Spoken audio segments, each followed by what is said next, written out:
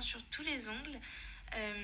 Il faut vraiment le faire, donc vous en appliquez et ensuite vous en appliquez aussi également sur tous les ustensiles que vous allez utiliser, donc que ce soit pour la cliente mais même aussi pour vous, c'est très important. Donc là on va s'occuper des cuticules. Alors les cuticules, je vais les repousser avec un repousse cuticule, donc je vais vous mettre le lien de tout le matériel en barre de description sous la vidéo, donc n'hésitez pas à aller voir. Donc je repousse toutes les cuticules, c'est vraiment très important d'enlever toutes les petites peaux pour ensuite pouvoir appliquer le gel et qu'il n'y ait pas de décollement.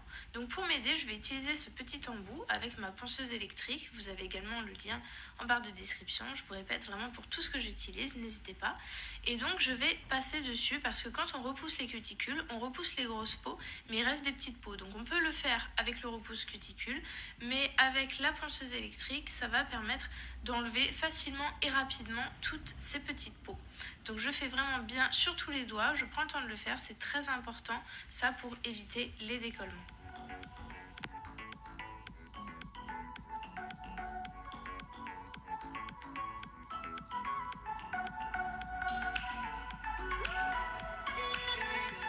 Alors ensuite, une fois que ça c'est fait, maintenant ce qu'on va faire c'est couper les cuticules. Donc pour couper les cuticules, on peut le faire soit à la ponceuse, mais ça demande vraiment une très bonne maîtrise. Moi je m'entraîne, mais je le fais encore maintenant avec la pince à envie. Donc la pince à envie, c'est une pince qui va vous permettre de couper ces cuticules. Vous pouvez utiliser des ciseaux à ongles, mais je trouve que c'est quand même plus simple avec une pince à envie. Donc il faut faire vraiment très attention de ne pas se couper, pas couper la cliente pour pas qu'il y ait de saignement. Ça fait vraiment pas très beau, ça fait mauvais travail après, donc au début forcément ça arrive, mais en s'entraînant il faut vraiment veiller à faire attention à ça. Donc là je vais utiliser une lime 180, donc cette lime là elle va me permettre de pouvoir limer le bord de l'ongle pour le préparer à la pose de la capsule, et ensuite après avoir limé le bord des ongles, je limerai également la surface de l'ongle. Donc je lime le bord de l'ongle en façon un peu arrondie, donc exactement de la même forme que les capsules, tout simplement, pour qu'elles puissent après s'imbriquer vraiment très facilement. Donc j'utilise une lime 180 pour qu'elle soit assez douce et que du coup ça lime bien. Et ensuite, voilà, je fais vraiment sur tous les ongles, donc je mets un petit accéléré pour pas que ce soit trop long. Ensuite, on passera à la surface de l'ongle. Donc la surface de l'ongle, c'est très important de le faire, c'est pour enlever tout ce qui est à la surface de l'ongle. Donc à la surface de l'ongle, il y a vraiment tout ce qui est les gras naturels de l'ongle. Et donc ça c'est important de l'enlever pour que ensuite les produits que vous allez appliquer, le gel, puisse vraiment tenir facilement. Sinon après vous pourrez avoir des décollements. Donc une fois que vous avez limé également la surface de l'ongle, donc vous enlevez les petites poussières avec votre brosse. Donc moi c'est une brosse que j'ai achetée sur AliExpress qui est vraiment super belle, elle est en forme de rose, j'adore, je vous mets le lien également. Et ensuite vous appliquez du cleaner. Donc le cleaner c'est pour nettoyer vraiment et enlever toutes les petites poussières qui pourraient rester. Donc vraiment quand vous avez limé après il y a de la poussière d'ongle, ça c'est très important de l'enlever pour pas que ce soit entre votre ongle et le gel. Donc là on va passer aux capsules. Donc pour les capsules, il va falloir choisir ces capsules. Donc on a besoin de capsules, de colle et d'une guillotine. Donc pour les capsules, on va devoir choisir la bonne taille. Donc moi ce que je fais avant de les coller, je choisis d'abord les capsules qui vont aller pour chaque ongle, donc celles qui correspondent bien. Donc il faut vraiment que ce soit de la bonne taille, sinon après quand ça va repousser, vous aurez des mauvaises surprises. Donc vous analysez vraiment bien, voilà, vous faites votre petit choix et ensuite quand vous avez fait tous les doigts de la main, vous allez passer à la colle.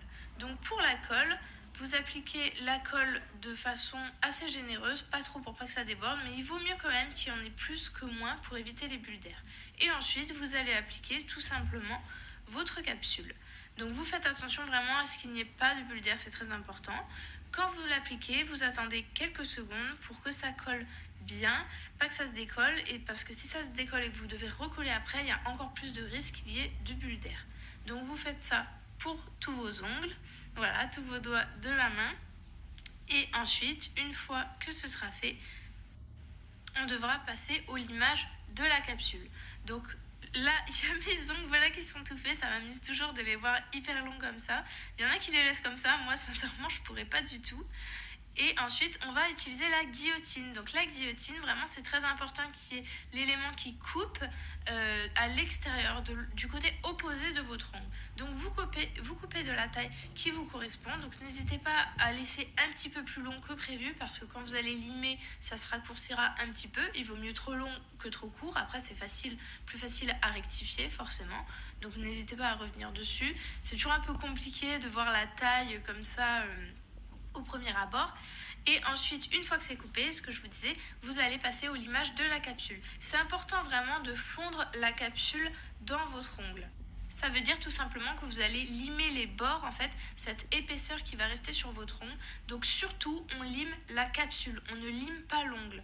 Donc au début, c'est un petit peu difficile, voilà, ça demande encore de l'entraînement, mais vous le sentirez vite si vous limez sur l'ongle, mais c'est vraiment à éviter pour pas abîmer la surface de l'ongle. On lime vraiment que ce qui dépasse la capsule. Donc on fait bien les bords, ça c'est très important aussi, c'est même plus important que le dessus concernant la capsule, voilà. Et donc ensuite, je vous ai montré la méthode manuelle, mais moi je le fais à la ponceuse. Donc attention, vraiment je vous dis attention, la ponceuse, ça c'est vraiment si vous maîtrisez très bien parce que vous pouvez très rapidement vous faire très mal. Donc moi je vous montre vite fait comment je fais, mais vraiment si vous êtes débutant dans la ponceuse, ne le faites pas. Donc moi ce que j'utilise c'est un embout en céramique. Donc n'utilisez surtout pas un embout en acier ou fer, je sais pas quelle est la matière, mais ceux qui sont pas en céramique, parce que ceux en céramique, s'ils passent vite fait sur la surface de l'ongle, ça va pas trop abîmer. Mais vraiment, on passe que sur l'ongle, on ne touche pas la peau. Donc ça, c'est vraiment quelque chose qu'il faut vraiment maîtriser avant de faire. Donc sinon, si vous ne le sentez pas, vous faites surtout au manuel, sinon vous pouvez vous faire très très mal. Ensuite, une fois que ça c'est fait, on va devoir limer les bords de la capsule. Donc surtout, vous regardez sur le profil. On ne va pas regarder de dessus, parce que de dessus, si vous voulez affiner l'ongle et que vous limez, ça va faire bien, mais une fois que vous allez regarder de côté, ça va peut-être être beaucoup trop remonté. Donc pour ça, si vous voulez affiner l'ongle, ça on va le faire en pinchant. Donc je vais vous montrer après. Ça permet d'avoir une vraiment meilleure forme. Donc vous limez vos bords, vous limez le bout.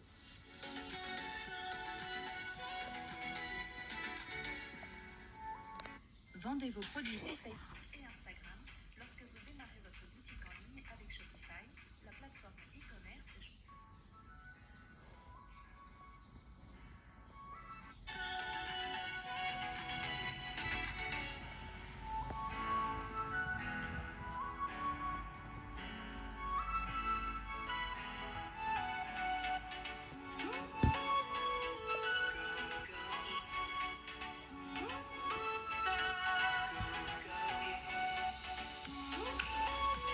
Donc là, je vois que mes capsules sont prêtes. Donc comment je le vois? On voit vraiment que c'est fondu dans l'ongle. On a l'impression limite que c'est mon ongle naturel. Donc vous enlevez bien toutes les poussières avec votre brosse. Vraiment, même sur la main, n'oubliez pas, parce que souvent il en reste plein sur la main.